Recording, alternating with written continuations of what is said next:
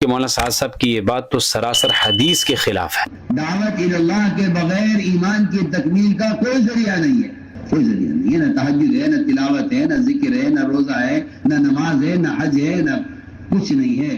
ایمان اور اسلام کے اندر اور بھی بہت سے اعمال ہیں جن کے بغیر ایمان کامل نہیں ہو سکتا۔ آپ کے پاس اس کے خلاف کوئی دلیل نہیں ہے، اللہ کی قسم۔ دعوت اللہ کے بغیر ایمان کی تکمیل کا کوئی ذریعہ نہیں ہے، کوئی ذریعہ نہیں ہے، نہ تہجد ہے، نہ تلاوت ہے، نہ ذکر ہے، نہ روزہ ہے، نہ نماز ہے، نہ حج ہے، نہ کچھ نہیں ہے۔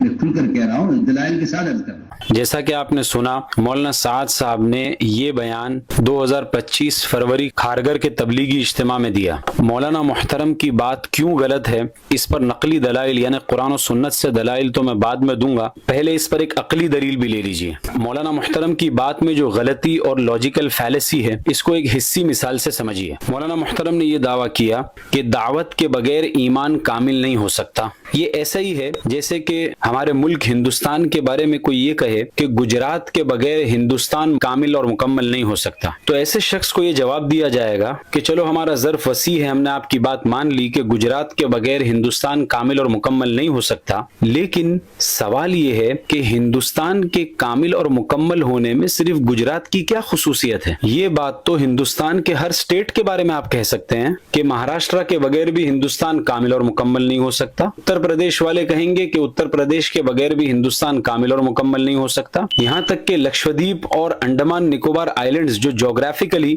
انڈیا سے بہت دور ہیں، ان کے بغیر بھی ہندوستان کامل اور مکمل نہیں ہو سکتا، تو اس میں گجرات کی کیا خصوصیت ہے؟ یعنی ہندوستان کو کامل اور مکمل کرنے کے لیے جس طرح گجرات کی اہمیت ہے، اسی طرح دوسرے سارے سٹیٹس کی اہمیت ہے۔ بالکل اسی طرح ایمان بھی متعدد چیزوں کا مجموعہ ہے، ان میں سے ہر ایک جز ضروری ہے، ایک جز بھی اگر کم ہو تو ایمان کامل اور مکمل نہیں ہو سکتا۔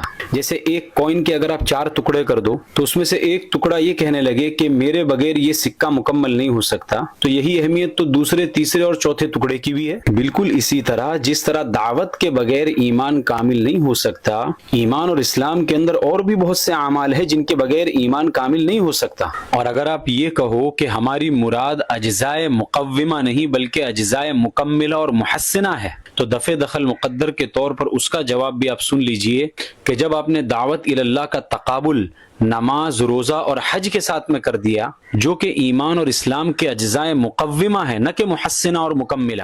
دعوت اللہ کے بغیر ایمان کی تکمیل کا کوئی ذریعہ نہیں ہے، کوئی ذریعہ نہیں ہے، نہ تہجد ہے، نہ تلاوت ہے، نہ ذکر ہے، نہ روزہ ہے، نہ نماز ہے، نہ حج ہے، نہ کچھ نہیں ہے۔ تو اب آپ کی یہ وضاحت کرنا کہ ہماری مراد اجزائے مکملہ اور محسنہ ہے نہ کہ مقومہ، یہ وضاحت لغو ہے۔ مولانا محترم سعد صاحب اگر صرف اتنا کہہ کر رک جاتے نا تو شاید ہم اپنے ویڈیو کو اسی بات پر ختم کر دیتے، لیکن مولانا محترم نے اس کے آگے جا کر یہ تک کہہ دیا، اللہ کی قسم دعوت اللہ کے بغیر ایمان کی تکمیل کا کوئی ذریعہ نہیں ہے۔ آپ کے پاس اس کے خلاف کوئی دلیل نہیں ہے، اللہ کی قسم۔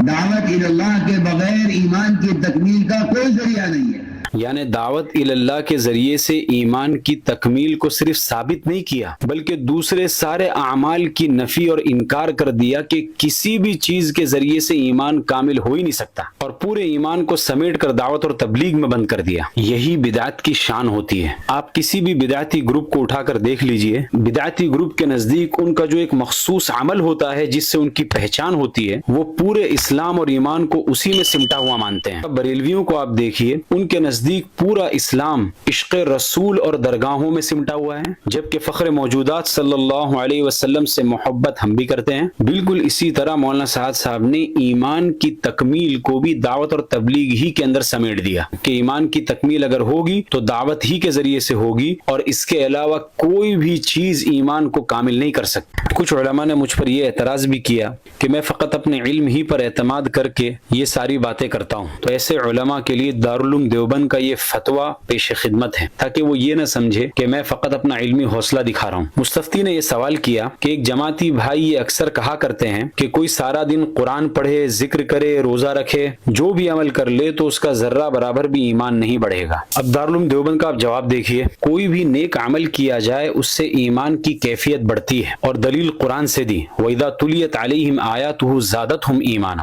پھر آگے لکھتے ہیں، لہٰذا یہ کہنا کہ اللہ کی بڑائی بیان کیے بغیر بغیر اور دعوت دیے بغیر ایمان نہیں بڑھتا، یہ بات درست نہیں ہے۔ اللہ کی کبریائی بیان کرنا اور مخلوق کو اس کی طرف بلانا ایک مستحسن عمل ہے، لیکن اس عمل کا دوسرے اعمال سے تقابل کرتے ہوئے ایمان کے بڑھنے کو صرف ایک عمل میں منحصر ماننا ناواقفیت کی بات ہے۔ پھر مفتی سلمان صاحب منصور پوری دامت برکاتہم کی کتاب نخبۃ المسائل جو کتاب النوازل کا تتمہ ہے، اس میں بھی مفتی صاحب سے کسی نے اسی طرح کا سوال پوچھا تو مفتی صاحب کا جواب سنیے۔ کسی کا یہ کہنا کہ بغیر دعوت اور تبلیغ کے ایمان مکمل نہیں ہوتا، یہ غلو کی بات ہے۔ یہ دونوں فتوے ہم نے اس لیے پیش کیے تاکہ لوگ یہ نہ سمجھیں مولانا سعد صاحب کا اس مسئلے کے اوپر رد کرنا یہ صرف ہمارا تفرد ہے، بلکہ مولانا سعد صاحب کی یہ بات تو سراسر حدیث کے خلاف ہے۔ اب جس کے جی میں آئے وہی پائے روشنی، ہم نے تو دل جلا کے سر عام رکھ دیا۔ ذالک ذکریٰ للذاکرین، یہ نصیحت ہے نصیحت ماننے والوں کے لیے۔ ھذا وصلی اللہ علیہ وسلم۔